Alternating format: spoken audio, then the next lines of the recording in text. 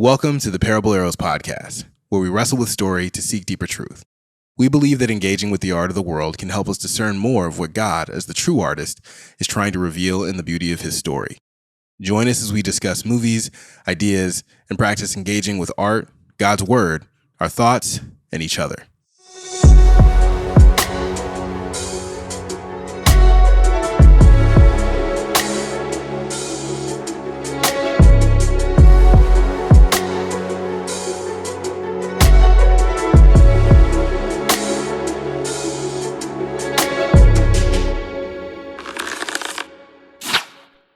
Listeners, welcome back to the Parable Arrows podcast. I am just hosting this week. This is Josh, and I am joined by none other than another Another Femi. I'm joined by my younger brother. he is visiting. Normally, you are hanging out doing full-time missionary work in Japan. That is correct. Before we dive into our first question, give us a little background on that. So what is it like? What do you do? How long have you been a part of your missions team? Yeah, so as Josh said, I am a part of the Femi. And his name is Zach, by the way. My name is Zach. I was going to say that. I forgot to say. It's like, here's a family member, non-disclosed. Name and address withheld. Censored name. Family. It's my family member, younger brother, also known as. I'm Zach. I do full-time missionary work in Tokyo, Japan. I've been there for about a year and 2-ish months, but I've been in and out of Tokyo multiple times over the course of, 8 years or so. I first went and did a missionary trip there back after I graduated high school in 2015. And then I studied abroad there for a year in 2018. And then, now I'm doing full-time missionary work there now, which has kind of been the end goal of that entire saga of my life. So it's weird coming back and telling people like, I'm doing it full time now. And everyone's like, are you going to live there forever? It's like, maybe, I don't know. Quit asking me. I don't know yet. I don't know. Leave me alone. No. I do see myself living there. If I feel led to a place where if I feel like it's a lifetime calling, I feel like it's a lifetime calling, but if it's something where I'm there, the rest of my life, I could totally see it. I love Tokyo. I love the place. Love the area. Yeah. Awesome. So I know part of your story actually does revolve around media a little bit in a catalyst to being interested in being a full-time missionary in Japan. So what's kind of like an abridged version of how pop culture in whatever capacity played a role in you actually like being interested in things? Because a lot of people would probably think I feel like anime culture is a little bit more mainstream in our era right now. But back in the 2010s when we would have been kind of going through high school, it was not really as much. Yeah. So for you to say I'm going to be a missionary in Japan, people probably were like, huh? Where's that coming from? It did come out of a weird place because I know when I was first looking at places to go, Britain was actually a big one for me. Oh, sure. Or England. Why did I say Britain? UK. England was one I really wanted to go to for a long time, just given the history and given I've always had an interest in Europe and just like old castles and stuff and fantasy story writing. But as time wasn't really marching on, time was of the essence, actually, rather. I was getting more and more the vibe of maybe England isn't where I want to go, because I was looking through specifically YWAM, or Youth with a Mission. That's my organization I'm a part of, YWAM Tokyo. I was looking through their discipleship training schools, which is the missionary trip kind of thing I wanted to do. I was recommended to do it by one of our old teachers at Eastbrook. And it was it was something where I couldn't really find one that fit the timeline I wanted to do it, because I wanted to come back and start school at UW-Madison. And I think there were some, but there was just, I don't think there was one that was specifically I want to do it September. I was shooting for September 2015, September 2015, and there was just nothing. And I was like, I don't know, is England where I want to go? And I just pondered more and more, and I just was thinking of just any other country. It's where would I want to go? And the thought was, well, I like anime. I like video games that come from Japan. It's match made in heaven, literally. Match made in heaven, maybe. Match made, maybe. So I literally, out of my own just nerdy interests, I was like, I've never thought about Japan as a country before. Not that I was a weird, Japan disbeliever, but more so I knew the media, but I never made the mental distinction of like, this is Japan stuff, even though literally they're speaking in Japanese and there's subtitles. It's just, you don't, I think especially when you're an American just consuming media, it's like, it's from Japan, but you're not like actively thinking like, I don't know. I guess for me personally, growing up, I never really put that in my headspace of like, this is so, it was more just like, yep, this is another cool cartoon or a cool show. This is another cool show I'm watching. Yeah. So making that distinction in that moment was really interesting, because then I look up YWAM Tokyo or like YWAM Japan, and YWAM Tokyo's website pops up, and the first thing it says on the video is, why Japan? And I was like, that's a good question. So I watched it. It broke me. It made me cry. It was a video that really highlighted, it's not on anymore. We revamped our site. So sad. I think it might be out there somewhere, but the intro video basically just established how Japan is just such a beautiful country, so much history, so much beauty and reverence to nature and all these cool things. But like, it's also a country that's extremely depressed, extremely unhealthy in terms of mental disorder or mental illness, or just, mental health, like in general. social pressures, social anxiety, suicide rate, one of the highest in the world. If the metric back then, it might still be the same now, was that their suicides outnumbered their murders that happened. Wow. So if that is telling of how desperate it is for them to just know God and be relinquished of those anxieties. Yeah, for sure. So that, I remember that specifically, of hearing just like the suicide rate from like 18 to 24, 30 was just astronomically high. And then I remember being in a place of like, here I am at 18, realizing this is what I want to do. Maybe the rest of my life is be a missionary. And here's an entire people group that is my age or older, literally losing their lives because they've lost all meaning and they've lost all purpose and don't have, Christ, and don't have that deep rooted foundation to believe in themselves or believe in anything really. So that just really spoke to me and made me want to do missionary work there. So awesome. Well, as you say, specifically that idea of finding yourself and, kind of underlying that confidence and being confident in your choice. I know you've told me in the past, and you and I have a very similar experience with very different shows, but I know for you, there's an anime show that's pretty famous called Gurren Lagann. Yes. That was really impactful for you in that early season. I think it was right after high school when you first. It was during my DTS actually, while I was in Japan. So walk us through that, because I think that's something that is, and you can go in as little or as much detail as you want, but I think what I love about that story, and it's like I said, you and I share that part of our story, is it was very personal for God to use a show that we were watching to speak to us about our future. And I think there's a lot of people out there who would think, well, like, God only works through like flaming bushes and floods and stuff like or that, or prophetic words through my pastor. Right, exactly.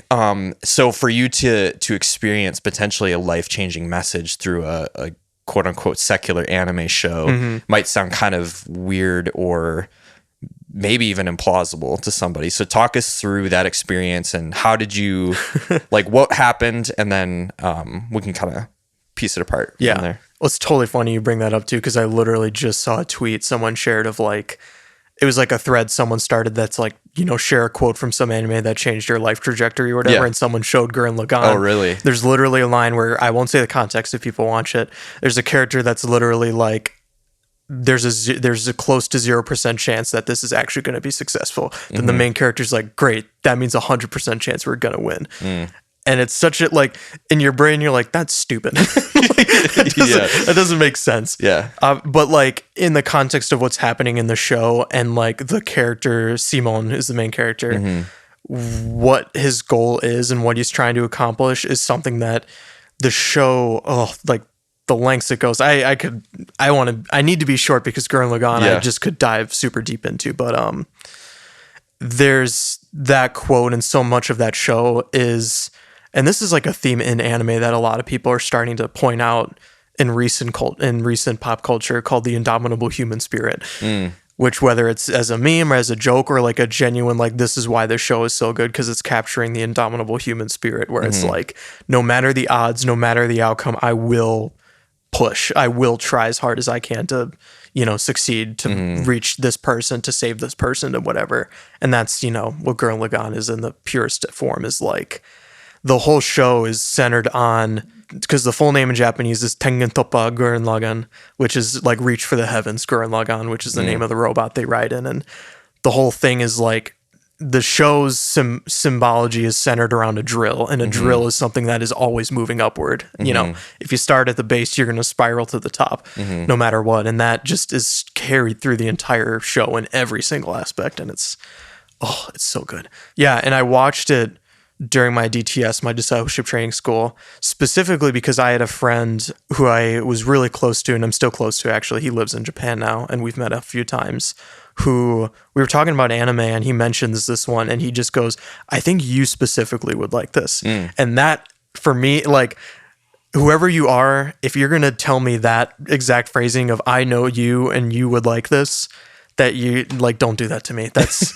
that's gonna immediately wait. I'm immediately going to jump to it. And I don't think anyone else really, apart from you and maybe our cousins, have really like recommended something where it's like, I think you'd like this. It was the fact that like he was the first person, I think, to recommend a show or an anime and said like, from what I've gathered for who you are and like the kind of person you are, I think you'll like this. And lo and behold, it just like, blew my mind. Full disclosure for this too, this is a PG-13 show. Yeah. Because the early episodes have a little bit of anime nudity, as it were. So that's where I don't say in this thing of, everything's perfect because I can relate it to Christ. That's not true. Just like humans, we can't be perfect icons and whatnot. And I don't at all even say this is a show that's like a paragon of this, but there's things in it and the core themes, and especially the ending, and like the symbology is so Christ-like. It is unreal. Like the sacrifices characters make, the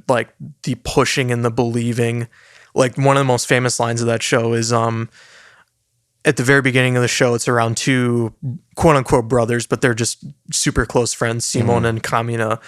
And they're trying to break out of their, underground village they've been stuck in for so long. And Simon is scared because all this crazy stuff is happening. He's like, Kamina's like, just believe in yourself, dude. And Simon's like, I can't. I'm not strong like you. I'm not tough. I'm not bold. I don't believe, I can't believe in myself. And then Kamina's like, fine, you believe in me, then believe in the me that believes in you. And I feel like that is a like, oh, come on. That's so good. Yeah. Like, how much do we tell that to God and Jesus, where it's like, God is telling us who we are in the Bible and how, who he's created us to be. And it's like, God, I'm not this. I'm not someone who can, share the Bible with my neighbor. I'm not someone who can, be confident in my faith because there's nothing there, blah, blah, blah. Giving all the excuses. And God is someone that's saying like, well, then believe in me because I believe in you. I love that. And that's one thing. That's one aspect of a show that just has so many, and I don't want to spoil it either because it's so wild. Like the final episodes will just like, it's one of those shows where it is just bonkers crazy, but it's like the most purest raw feeling of hope that I've ever felt in anything. So yeah, Gurren Lagann is easily my favorite show. During a time in which I was, doing this missionary trip in Japan and having my whole worldview and, relationship with God just completely being turned around and turning towards a healthier perspective. Yeah. Here's this show that pushed me on this path of realizing like, no, God is like calling me and everyone to greater things, not just what I think is the next path or what I think is the next best thing. It's like, there's something even beyond me. And the best thing I can do is just reach for what God has in store for me right now. And it'll spiral upward. Yeah. So that's awesome. So with that, something that we talk a lot about with Parable Arrows and we're trying to do more of is, I know that you and I, whenever we watch movies together, whenever we've watched stuff together, whenever we've talked about stuff, there's a innate practice, I guess, that you and I have built to pick things apart. Like even for you with watching Gurren Lagann, for some person, they probably would have been like, oh, it's cool, it's a flashy anime or whatever. But for you, there were these specific moments that you were pulling out and you were like, wow, that's how I feel right now walking in this new calling I have, trusting God. And so for a lot of people to weave those two things together might feel like a stretch or like abnormal or whatever. Yeah. Where do you think that practice started for you to just kind of like see the deeper side of media and relate it to life? That's tough. That's really tough, actually. Because I think back to early, like, I think one of the earliest shows I can remember that had like really deep messages that I was like realizing as I was watching it was Avatar. Oh, sure. Last Airbender. Yeah. That was one where, like, that's the first and earliest show I can remember where my brain was like able to see nuances and see how things were. Like, a lot of people are probably Avatar. That's one of those shows where it's like, if you don't like Avatar, I don't know what to tell you. Not in a mean way. Like, if you have your preferences, that's fine, but they can be wrong and I can be right. But there's one of my favorite episodes of Avatar: Last Airbender. It's like a anthology episode where they're in Ba Sing Se, and it's like showing what each character's up to and whatever. And there's a part with Zuko where Zuko meets like this tea shop girl that he starts like kind of getting an interest in, and the episode plays out. It just ends super nicely. And like, that was one of the earliest moments I can remember being like, oh, that like, I like feel something from that. Like I feel for Zuko, and like, because it's handled super well. To basically sum it up really briefly, it's like Zuko in Avatar: Last Airbender is, at this point in the story, spoilers for middle of Avatar, is on the run with his uncle from the empire that they're a part of. And they're kind of in hiding in this city. And while they're in hiding, his uncle just asks him like, oh, go do something fun or whatever. And Zuko's a very brooding, angry, frustrated, anxious type. So he meets this tea shop girl who's like, obviously flirtatious with him, being nice to him. And they kind of just establish this rapport. And when the episode ends, Zuko kind of just like walks off and leaves her a little bit hanging. And you kind of are like, dude, that was cold. So then his uncle at the very end of the episode is like, so how did it go? And then he just slams the door. And the uncle's kind of like, oh, geez. But then Zuko opens the door slightly and just goes, it was nice. And then shuts the door back again. He said it in a more authentic way, but like, there just something I remember. I was only like 12 or 13, but just like, I can't even describe it because at the time I probably didn't really know how to articulate it, but I know now the nuance and emotion that was conveyed in that thing just registered. Like as a kid, I was able to just realize like, that was really well done. That was really interesting. And I think to say like, where did the practice come from? I think it was just getting older and realizing when I was watching a story or watching, a show or reading a book, when a thing would happen and I would be like I'd feel the emotion myself and be like, that's interesting. I'm really feeling connected to this character. I'm really feeling like involved in this scene. And it sounds so, I don't know what you call it. It sounds so art school, theater kid vibe. Like, I'm really vibing with this scene. I'm really feeling the character's emotions, but that's like, it's what it is though. It's the best way I can describe it is it's like, I knew the emotion was there and I knew I was really connecting with it. And I like kind of marked in my brain of like, this is a really good scene, That's interesting. So I kind of have a similar experience when I remember, I always tell the story of watching like Dragonheart. I think, I don't know if you remember that movie, like the really B-level like dragon movie or whatever. I think that was an early one. I get that mixed up with Aragorn, or is it Aragorn or Aragon? Aragon. But one of the other ones that I do remember finally having like language for, or it registering more articulately in my mind was Spider-Man 2, the Tobey Maguire one, when Doc Ock kind of turns good at the end and he saves Peter and then like dies though, but like kind of caves everything in on himself. And I remember that being, and I wonder if this is kind of an added level to what you're saying, where there was a nuance to the human experience that was like, wait a second, I thought he was all bad though. Or like there was something that just complicated things. And so you're like, ooh, like there's almost a reaction where you're forced to contend with, even as a 12 or 13-year-old, like, oh, people aren't simple, or like it just raises uncertainty that now you have to be like looking for other answers, or there's other information that can come in and kind of challenge, or like something you perceive as wrong or perceive as this kind of issue may not be the full picture because you fully don't know the person that, is involved or whatever. Stuff like that. Yeah. Like emotional nuance. Yeah. Is the best way to describe it. Like I was just awakened to it. Yeah. Totally. At that age with Avatar and other stuff too. Yeah. Awesome. So jumping back a little bit to Japan and you being there. So you grew up in the States. Now you're living in Tokyo. Yep. Is there any major similarity or difference in how Japanese culture engages pop culture versus the States? Yeah. And anything that you think for the better, maybe for worse? Yeah. What's been your observation? And I need to clarify, I am no expert. Yeah, totally. I have a very limited friend group there. I mean, like I have a group of arcade friends that I see every Thursday. I've got my Missionary team that I'm very close with, and only a handful I've really talked to about like anime and manga. Something that's funny though, and I tell this to people all the time, is like for me, I've felt like anime and manga has been like a ministry tool in a really unique way. And not that it's like I watch it so I can share the gospel. It's not that basic. Yeah. It's more so I have a genuine interest and passion for these things and these mediums.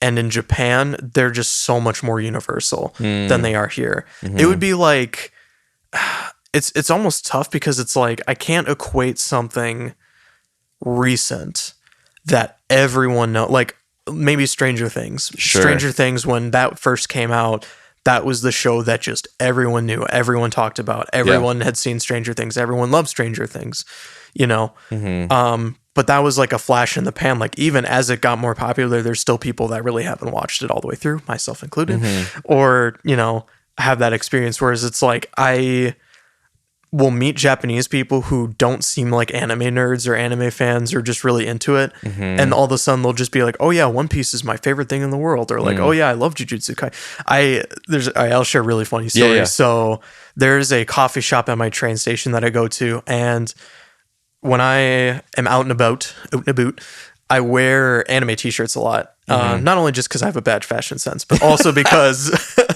it opens the doorway for conversation. Because Japanese people, like, people say they're really reserved, and they are for the most part. But I've noticed when you have something that they can connect to, they really do want to connect. So at this coffee shop, there's these nice middle-aged ladies who notice my Nobara shirt from Jujutsu Kaisen, and they're like, "Oh, that's Jujutsu Kaisen," and I'm like, What? "Yeah, I really like this." I'm like, "Have you seen it?" They're like, "Oh yeah, I love it," and they're like, "Gojo's." They love Gojo. People who don't know Jujutsu Kaisen, Gojo's like the pretty boy, ultra powerful character. Yeah. And it's funny just hearing these middle-aged ladies be like, "Oh, Gojo Sensei, he's so cool." And it's like, yeah. Yeah, he is. He is cool. Why'd you watch it? Like, and I don't mean this in an offense. It's just like, you would never have that here. You would never, you would even meet someone or go to like a coffee shop here, like some hipster. They're not going to know what Jujutsu Kaisen is. They're not going to know Attack on Titan or whatever.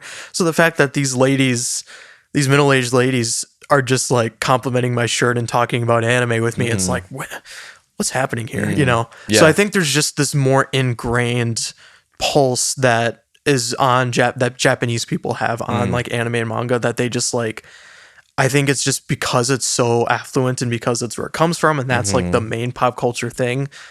Pretty much everyone experiences it to some extent. Sure. So even if there's people who don't really watch stuff anymore, they have something from their childhood that is still like super near and dear to their heart, that someone 20 years later may have possibly read and been like, "Oh yeah, I've read that. That's really good," even though it's an older one, Yeah. So I think like compared to the States, it's just pop culture is more ingrained in the consciousness. Sure. Maybe. And I'm not saying this as an expert, but just from experiences like that and just having like, I've had so many of them. I had one, I don't know if I can share a lot of stories. I don't want if you want to share a couple, go for it. There's a really funny one where this is when I studied abroad. I made friends with this really cool barista at this coffee shop, and he was like, "Oh, you should come see my band play," and part of me was like, "Oh, you got a band? Like, are you good? Are you a good band?" Or I didn't ask that, obviously. I was just like, "Oh yeah, sure," because he was super nice, and I wanted to, support the dude. So I go out to the venue. It is this super hipster, super trendy. All the cool people are there with their, cocktails and drinks, and it's like a jazz fusion pop band. And I'm like, I am wearing my Full Metal Alchemist t-shirt, looking like a dweeb. Like I felt like I am out of place here. Yeah. I see my friend, I say hi to him, tell him he did a great job. He's super receptive. He's introducing me to people. He introduced me to the lead singer of his band, and the lead singer is like, "Oh, nice to meet. Oh, hey, cool shirt." That's and then he says like Full Metal Alchemist in Japanese. He's like, "That's blah blah blah, right?" And I was like, "Yeah, it is." Yeah. So it's like even in that circumstance where I was very much like, I am a sore thumb here. Yeah. You know. Yeah. Totally received. Interesting. By people there. It was just experiences like that. And those all come from wearing anime t-shirts. So the rule that what I'm hearing is just wear anime t-shirts and everyone talks and to being able to speak the language. I should make that clear, because some people might think like, so if I wear my Naruto t-shirt, people like, I'll have some girls talk to me or something. It's like, no. I learned the language and can talk about things. Talk about geeky things too. Yeah. So what I'm hearing too is that essentially media kind of acted as a bridge, which I think for a lot of people, 100%. even in the States, it does. But something that you pointed out that is interesting to me is that anime is such a cultural part of pop culture. Yeah. And when I think of the US, I feel like cinema for a point at some point was, but it's not really anymore. It's just kind of kills time, or it's like cinema is so there. affluent in every culture that it's not. Yeah, because even like Hollywood nowadays has such a bad rep to it. Yeah. And a lot of low effort, a lot of low effort stuff comes out of it that I think it's nowadays become like, it's not the be all end all staple industry that people look to as like the influence. What's funny is I was just reading something about there's a lot of people who are mad at a very famous game director named Hideo Kojima. Yeah. Who is very heavily inspired by Hollywood film and the way he does story writing in games. And he's just a very kind of egotistical, but very interesting guy with the stuff he writes. And there's a lot of people who have said he's quote unquote corrupted by American media or Hollywood film. When if you actually play his stuff, it's not really that he's like corrupted. It's more so like he just likes movies and is adapting it into his stuff. And this is actually a great segue, because another criticism that is another media piece that's received that criticism is the Chainsaw Man anime. Yeah. For those that don't know, that's a very popular shonen anime that came out. Cannot recommend it unless you're 18 or older, because it is extremely violent and extremely dark. I've seen a number of episodes, and it is pushes the limits. Very much so. Say. Yes. Yeah. So this is not one I'm like, it's one of my favorite things of all time, but I'm not going to push that on an audience that's not familiar with that kind of stuff or is ready for that kind of deep discussion on that. But when the anime adaptation, so the process of a lot of famous anime in Japan is usually it starts off as a manga, which is like Japanese comics. It's debatable what that term is, but basically it's Japanese comic books. And then somewhere down the line, that comic book is adapted into an anime show or an animated version of that story, which is always a huge thing, because usually it's like a manga will get really, really popular, and then everyone will just be like, "What, the anime is going to come out? It's going to be so good." And then it does, and everyone usually loves it. A lot of people have I think anime fans are super hypercritical and weird a lot of the time, but usually it's well received. The Chainsaw Man anime, when that came out this past 2022, it was really recent. It's very recent. Had some very flippant takes from people where a lot of people did not like how it was done. A lot of people did not like the portrayal of characters or the way it was directed, the way it shot, references to stuff. And it's really interesting that was the reception for me personally. Yeah. Because I loved it. I still prefer the manga medium, but for a lot of different reasons, more so like the way the manga is drawn and done, it's done in such a unique way in that medium that like you can't replicate that in an animated form. So I'm biased towards that, but the anime is still amazing. And I'm not trying to just say they're wrong, their opinions are wrong. But like their reasoning for why it's not good comes from a really strange place. That's more so what I want to say. Yeah, can you give some examples, like, because I know you and I have talked a little bit about it. I have one like perfect example. Yeah. So a lot of the criticism I think was more on, this is where it's interesting. I think most of the criticism actually came from Japan's side, more so than American viewers. I think there were still American viewers that weren't happy with it, but mostly it was like Japanese people that were like, this sucks. This is unfaithful to the source material, blah, blah, blah. One of the ones that I remember reading was someone said something along the lines of like, this show is too obsessed with Hollywood film and film references and graininess and blah, blah, blah. And it's like, I think that's fair. Yeah. But if that person didn't know, Tatsuki Fujimoto, who wrote Chainsaw Man, is like die-hard Quentin Tarantino fan to the point where if you watch the opening, you can watch the opening cinematic or theme song to the show. That's not as, if you don't want to watch the show, you could at least watch that to see. If you watch the opening of the show, it is the first 30, maybe 15 seconds is movie reference after movie reference. It is the characters of the show reenacting a movie scene. So there's Pulp Fiction, there's Attack of the Killer Tomatoes, that's like a cult classic one. There's Jacob's Ladder, there's La La Land. Yeah. It just beat after beat after beat just shows the characters just referencing these films quick, and then it cuts to all the characters sitting in a movie theater watching movies as the theme song is playing. So if the person's perception was like, why is this thing so referential to blah, blah, blah?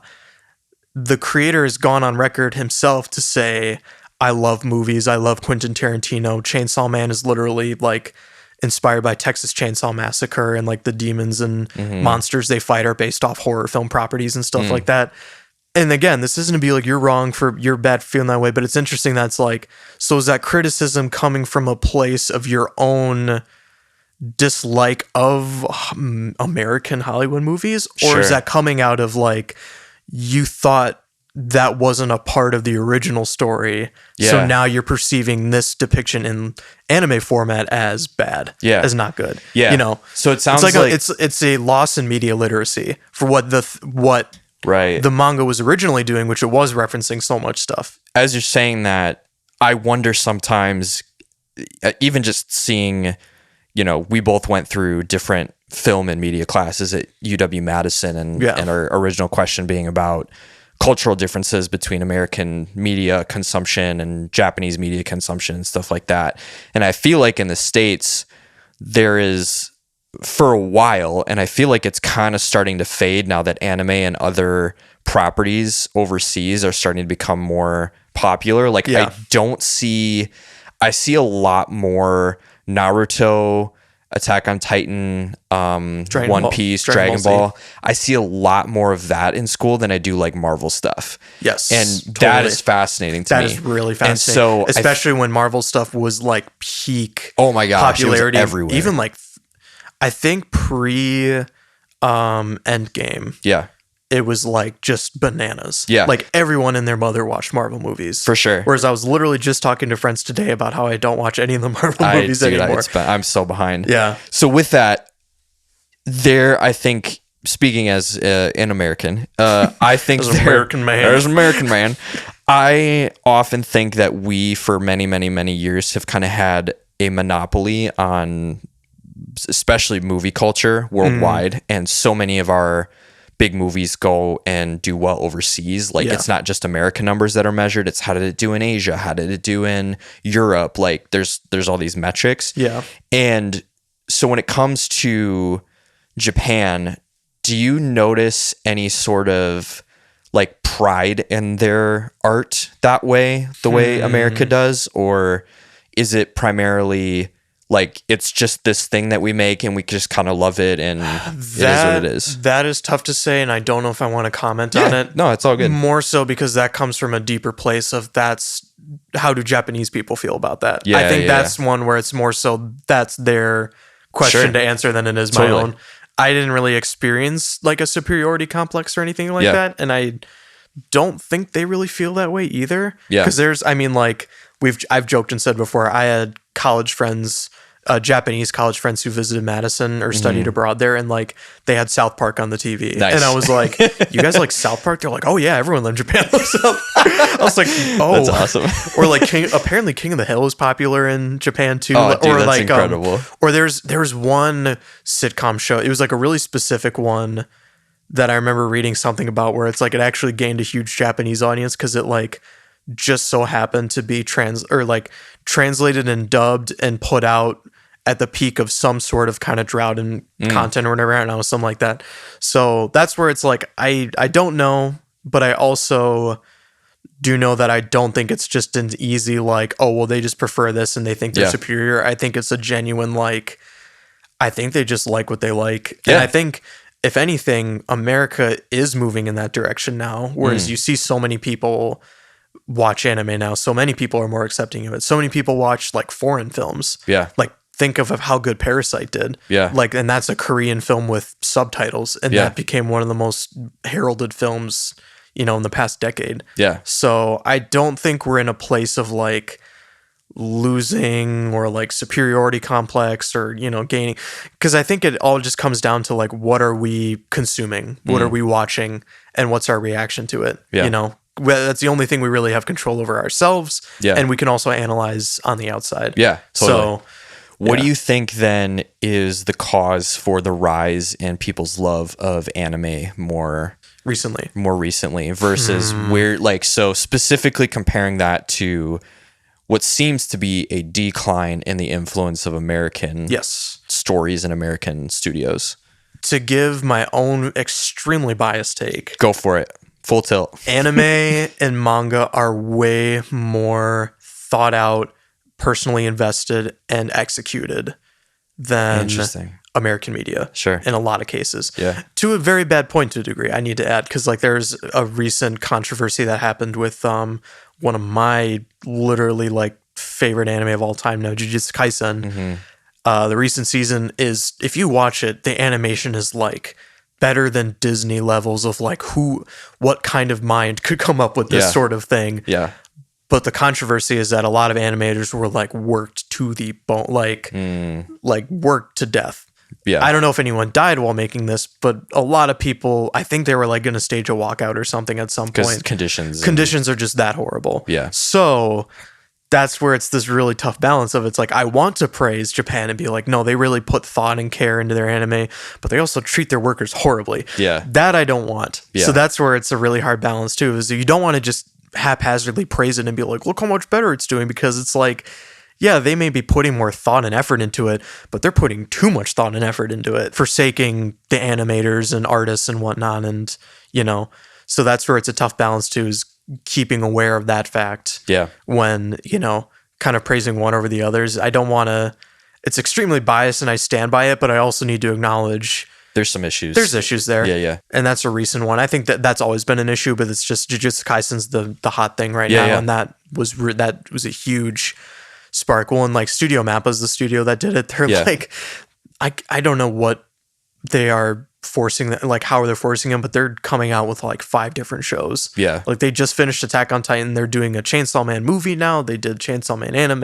Yeah. Jujutsu Kaisen. They're doing One Punch Man again. It's busy. They busy to a very detrimental degree. So, to circle all the way back around, so you said thought out, personally invested, well executed. How do you see that missing the mark in American studios and American shows? So, what's something I watched recently? Or, like, I watched a lot of reviews of stuff I don't want to watch, and a lot of it's Marvel movies now, ironic, because I used to like Marvel a lot. When I went to see Guardians of the Galaxy, that I was, like, excited for, but a little skeptical of, like, I don't want another, I gotta go watch, Avengers to get the full story, or I need to watch so-and-so come in and make an appearance to make a big deal of whatever.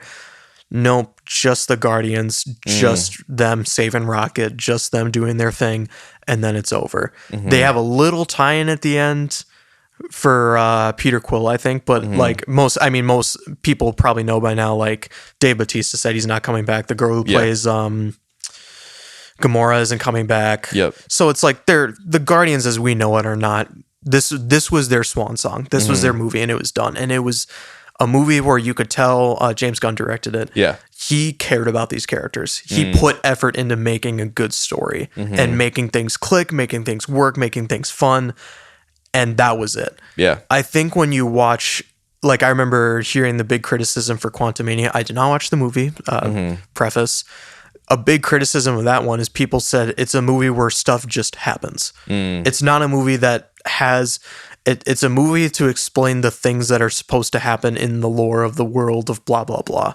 This is why this thing exists. There's this guy, they do this, they do the thing, and then boom, come see Avengers 4 when it comes out. Right. It's a marketing. It's just marketing.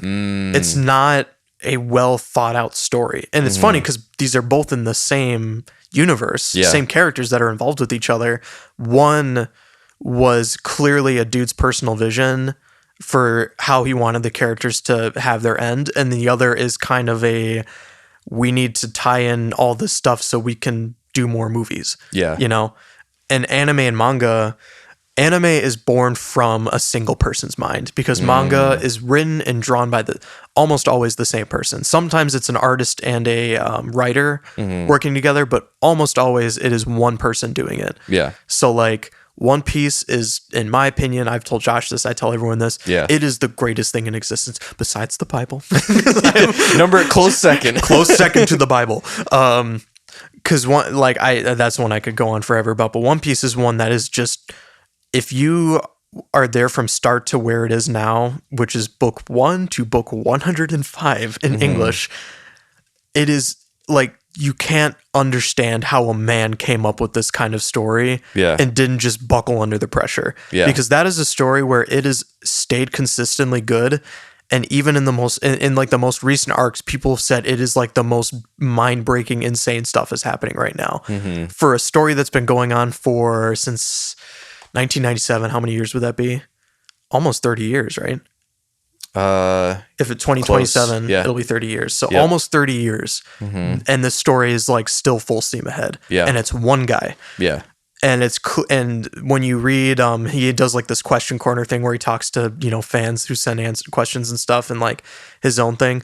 That dude, again, kind of going back to the dark side of it, works himself to death to do One Piece, to the point where I think it's on record that his editors literally have to force him to take a vacation. Yeah. So he takes a break. Sure. But this dude loves this story and this dude loves these characters and loves the thing he's putting, and he is just making it and putting probably too much effort into it, but it's something he cares about. Yeah.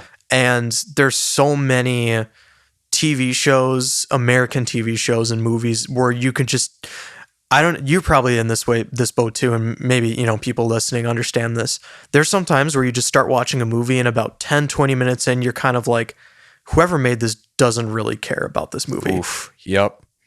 Or this story or whatever is happening. This is just a thing. Yeah. This is just a thing happening. And the person just wrote it. Yeah. Not with any sort of, and this is where, they got to make money somehow. So I don't want to blame them and be like, oh, they're all bad writers.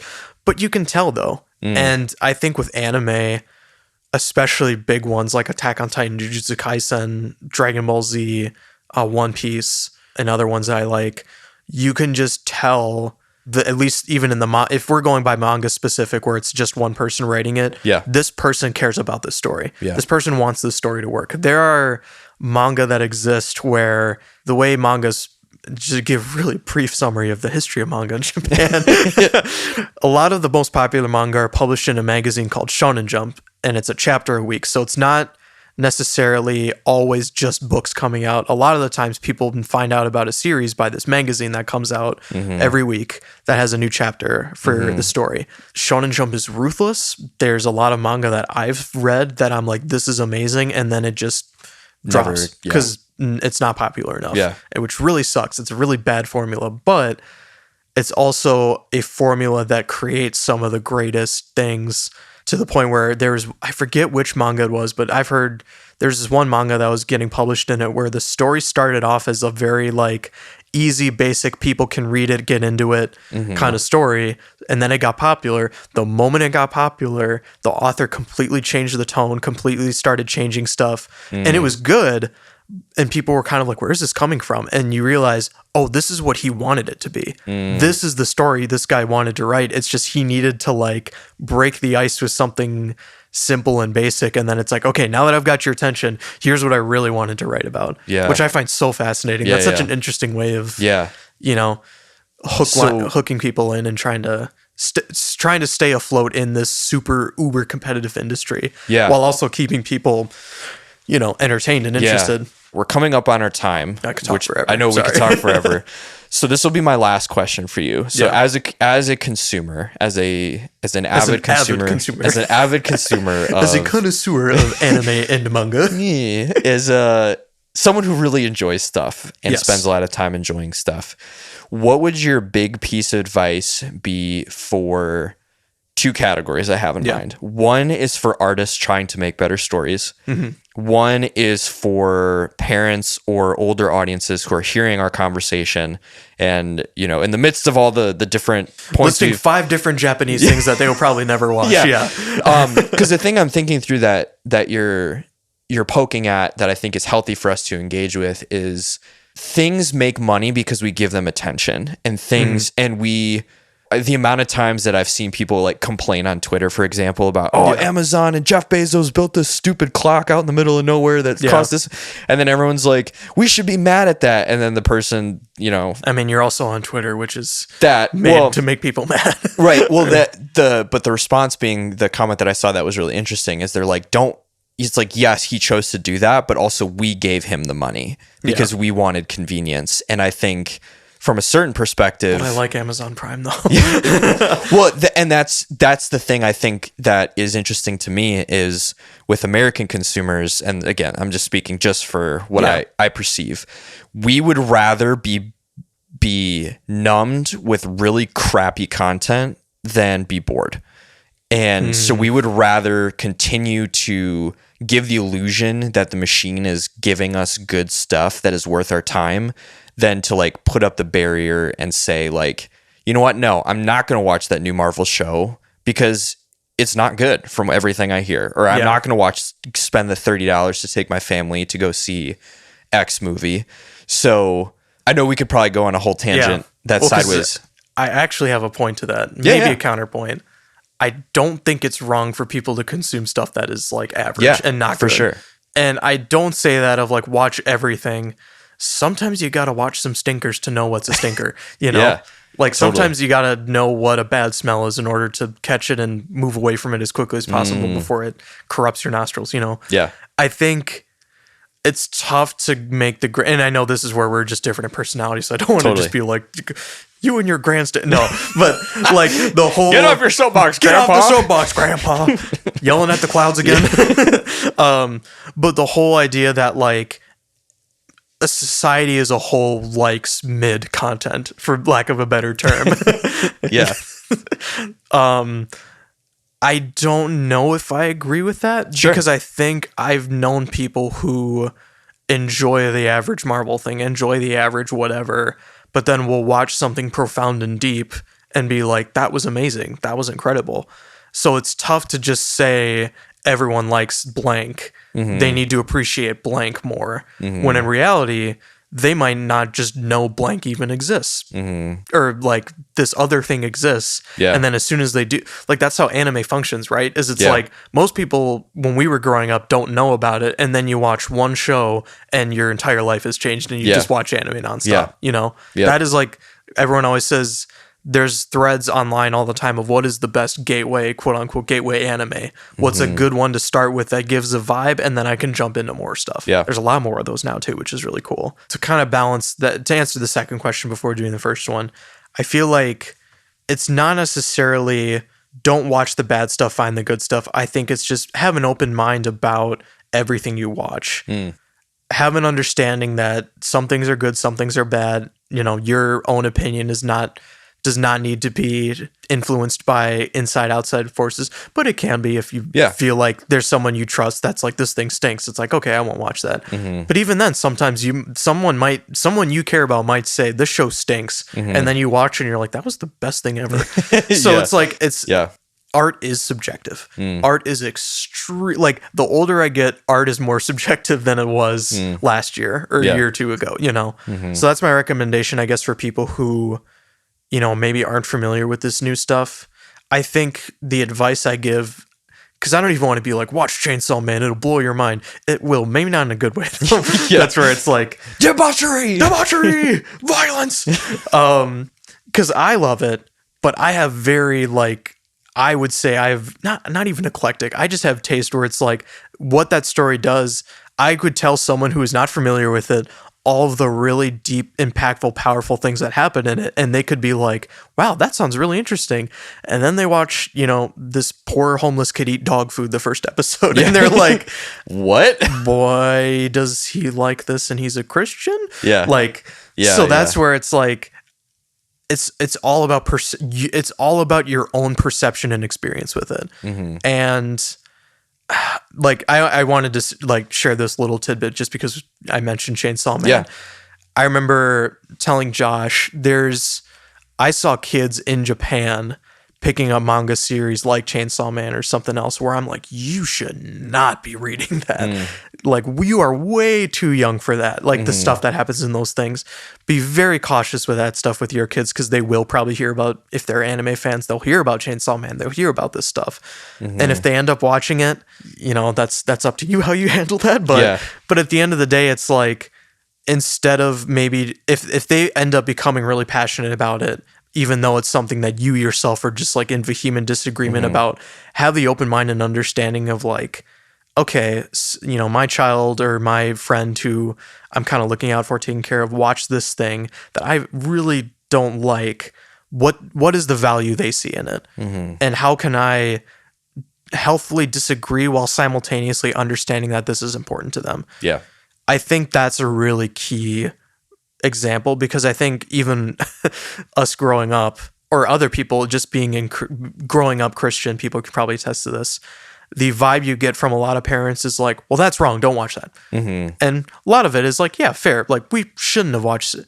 We should not watch South Park at 9 or 10 because there is a lot of horrible stuff in that. Yeah. But there's also things that have a little bit more nuance. Attack on Titan is extremely violent, extremely brutal, but has a lot of really deep, powerful messages in it that I think if you're, late teens, it will have an impact on you. It will be interesting. It had an impact on both of us. Yeah. And to just be a parent that's just that's wrong, don't watch that, devalues something that could be a growing point for both you and the person you're talking to about how you both experience this stuff. It maybe oversimplifies what is actually happening. Because I know you and I would probably attest that when we were growing up, it wasn't just that we saw something and it was shiny object syndrome. I don't think we had the words for this at the time, but I think of more in a gamer sense. Halo was really big when we were in middle school, and we had friends who they were allowed to play every single game under the sun. And then I had other friends who they were only allowed to play those games when we were at that friend's house. And then there was us who was like, I don't care whose house you're at, you can't play that game. Not playing Halo. Yeah. And I remember having a really tearful phone call with Dad one time at a sleepover because I remember being like, Dad, but that's what they're doing. Everyone is playing this right now. And I can't participate. And so I feel stuck. And when I think back on it, that's a really tough spot to put. Sorry, Pop. That's a really hard. Sorry, Dad. That's a really hard situation to be in. But I think as an encouragement, because you were saying with parents, that's something actually I'm working on right now. Is just kind of a little questions or things to think about guide. And I think one of them is, what is actually some of the deeper stuff going on when a kid gets really excited about media? Because I know for us, there was something awesome about Luffy and these characters and they're fighting and they're this, and it's not because I want to run around with 3 swords and start punching people. Yeah, exactly. But there's something that speaks to the inner person in me. And I think it's the gut. Do you know what is something I just thought? Because this is a really deep topic, and I say all this stuff not to say this is the right answer, obviously, but I'm trying my best because we've talked before, wanting to be, as a healthy adult now, addressing parents who are concerned about kids watching this kind of stuff. Because even we had our principal in high school who I was actually close with. One of his sons actually wanted to watch Fairy Tale. And I remember him being like, hey, he saw this on Netflix. It looks interesting, but I'm kind of, anime's a little weird. So what do you think about it? Which I remember being really almost honored because it's an adult is asking me hey, my kid wants to watch this thing. What is your take on it? I value your opinion. And I remember actually being it's fun. I liked it, but can be pretty inappropriate sometimes, or it's pretty blah blah blah. So I think if he's mature enough and you're okay with that, but just know that there's stuff in there that might be too inappropriate for him, or might be something that you would not prefer him watching. And he was just all right, cool, thanks. I even think of One Piece too, how we were talking to some people recently about that, and I was saying how that's One Piece is one where it's like, yes, there's the author as he writes some of the greatest female characters, they're not portrayed necessarily as well as they could be in terms of just design and body shape and whatnot. But they're they're one of the characters, Nico Robin, that I think has one of the greatest character arcs of any story ever. Easy. One of the best female written characters ever. Is she portrayed, and is her, like the way she's drawn and like things she wears, risque? Yes, I'm not going to attest to that. But like, I don't want to deny that like her storyline and her past and this whole moment that builds up to a really profound moment of Luffy saving her has less value because of that. And it's a really hard line to draw with that, because we keep talking about media literacy, and this is where it's hard too, because we're putting this on you as a listener if you're using this as advice. But a thing I've encountered with anime and stuff, and I even mentioned Gurren Lagann has some stuff in it, even though that's like my favorite anime of all time, and One Piece has this. What line do you draw where you're reading it and experiencing and receiving really deep, impactful things that are like genuinely like making you appreciate art, appreciate storytelling, appreciate even like your own faith from some aspects, honestly. Like there's things that Luffy does that are, I talk with my YWAM friends because we're all One Piece fans. There's things that Luffy does that are the most Christ-like, like unbelievably, like he just shows kindness to everyone. He cares about everyone. He unabashedly wants people to be happy, and he cares for them when there's dishonor, injustice wherever he goes. So are those values that like kids should learn in society? Are those things going to like, and I think this is where it's totally up to you as an individual. I'm not even saying it's either right or wrong. Yeah. Does learning those things and experiencing that manga and those stories have more precedent than the potentially no, I'm not even gonna say potentially. Do those things have more precedent than the subjective matter that's in that story? And that's where that is totally up to each individual person, because that is each individual person's level of comfort or discomfort, Right. So that's where. So at the core, I hope that makes sense. I think to kind of sum up, and then we'll circle back to the artist. Yeah, the artist. We'll close out. But I think to sum up, because I would agree with the idea that I think we were raised on a mentality that it's either good or bad. Yes, and totally. What I've learned is for me, I know that given my experiences and my struggles and my strengths or whatever, there are certain stories with certain things in them that I just can't engage with. There are other friends that I've had where they don't struggle with those things or aren't triggered in the same way. Yeah. It is not fair for me to say, well, you're in sin because that doesn't bother you, but it bothers me. Yeah. But then there's other things that, I might not be bothered by, but for them, I could even use something that's not media related, like alcohol. Like I can have a singular drink once a week, and that's not a problem. But for other people, that's so it's and it's always discernment. contextual too, right? Because I'm even saying this, like not every anime. I think this is also a perception that needs to be broken about anime specifically. Not all of them have inappropriate stuff in them. There is an anime I will recommend it now because every non-anime friend I've talked to says it sounds interesting. There's an anime I started watching recently called Frieren Beyond the Journey's End, and that has no inappropriate stuff, no lewd jokes or whatever, no like dark violence or anything or whatever. It is a really deep emotional story about this elf girl who lives for thousands of years, but her party members that she had this journey with are all growing old and passing away, and she's realizing like me being with them was a drop in the bucket for me, but for them this was a lifetime, and I didn't take the chance to get to know them. And it's her going back and retracing her steps on the journey she took with them, learning about emotions as humans. And it's like that's like that show is. I've cried almost every episode, but that's one where it's like that I can even recommend to someone who maybe, because I thought of this because you were just saying maybe someone is uncomfortable with drinking, maybe someone's uncomfortable with certain kinds of things being depicted. It's like, hey, if you're uncomfortable with maybe inappropriate stuff that can happen in anime a lot of the time, here's one where there's none of that, and it's really great and it's really powerful. I think this even happens in American media. There's like I think the older generation is coming into this mindset that everything is bad because it's got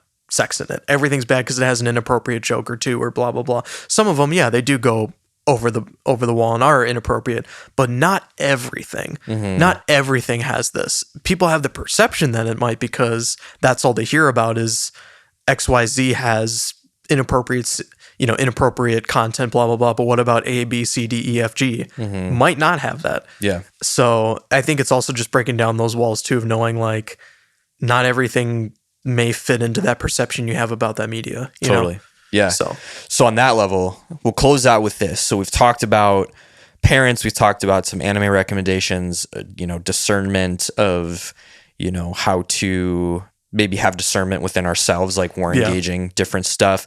What would you say to storytellers or artists out there who want to make better stories to kind of like you said, they heard your description that anime from your perception and stories from Japan are more heartfelt, they're more, passion driven, and it feels like stories in the States are just like almost big marketing schemes in a way. Not all the time. Not all the time, of course. The popular ones, the really popular ones are the ones that definitely perpetuate that. So what would you tell an artist or a storyteller? What would I tell an artist? Watch something that you're passionate about and write down what was good about it. I was doing that with Jujutsu Kaisen. I literally had paragraphs in full capital text because I was that excited about it. When you watch stuff, and like I say this as a quote unquote writer and artist, I like doing that stuff in my free time. I guess I should attribute that to myself, but I don't have like my own published thing or whatever. But as someone who likes art and appreciates art and is consumer and trying to do it himself, I've noticed the most growth when I'm really passionate about something and I just write down, what is this thing doing right? What is this thing doing that's engaged? Like, why am I engaged with this thing right now? What did this thing do? What did that scene, what did that kind of artistic depiction do? What did this art piece convey to me that I can try to not mimic, but incorporate? Yeah. Because I am of the firm belief that nothing is original anymore for good. I think nothing has been original since, since forever ago, Yeah. And that's not to say that like your idea isn't going to be original and creative. It's like this anime Freer Beyond the Journey's End. I was like, that is a fantastically original idea. I have never heard of anything like that before, but that's still a show that plays on a lot of the fantasy tropes. Like the party's very like, mage, healer, sword artist, dwarf party, Lord of the Rings-esque, dragons in there, magic's in there. So it's not necessarily like the concept idea is really original, but it's still pulling from a lot of stuff to make you feel like you have an understanding and a grasp of it. So I think if anything, like know the things that you yourself appreciate, whether it's whether if it is a trope or it isn't a trope, whether it's something you feel like is original or something that may not be. Like engage in the things that yourself you feel passionate about in terms of like how things are told, how things are depicted, and then just like run with that and see where that goes. I feel like chasing the passion of that is more important than trying to like do what's popular, do what's the best thing. Cause I think, your story may not become the greatest thing, but like, are you going to enjoy something you're passionate about or something that's going to sell better? And like, sometimes that coincides with both. And then it's like, that's great. That's jackpot. Boom. Right. But if you're someone who's kind of in this space of, because I know artists and have met people where it's just like they don't value their own ideas and they don't value the thing they're making because I feel like, well, so-and-so did this and it's close to mine and they did it better. Or like, well, I'm not as talented as XYZ and blank, because I suffer from that too of like, I follow a lot of artists and feel very self-deprecating of like, I'm not nearly on their level and they're producing cool stuff.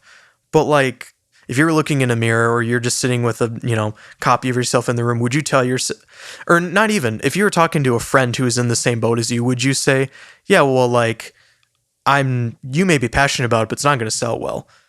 Like, how does that come across? Or like, you may like this idea you have, but like, are you really that passionate about it? Are you like, no, you're going to encourage them. You're going to tell them like, you almost have to encourage yourself artistically in the things you would tell someone else when they're sharing their passion. Yeah. When they're sharing something that they care about, that they want to see to fruition, like tell that to yourself in the spaces where you feel like you're lacking creatively, For sure. And just, expose yourself to all the stuff, maybe not all the stuff because there's bad stuff out there, but expose yourself to the things that you know speak to you. I've noticed, sorry, I'm going on so long. So good.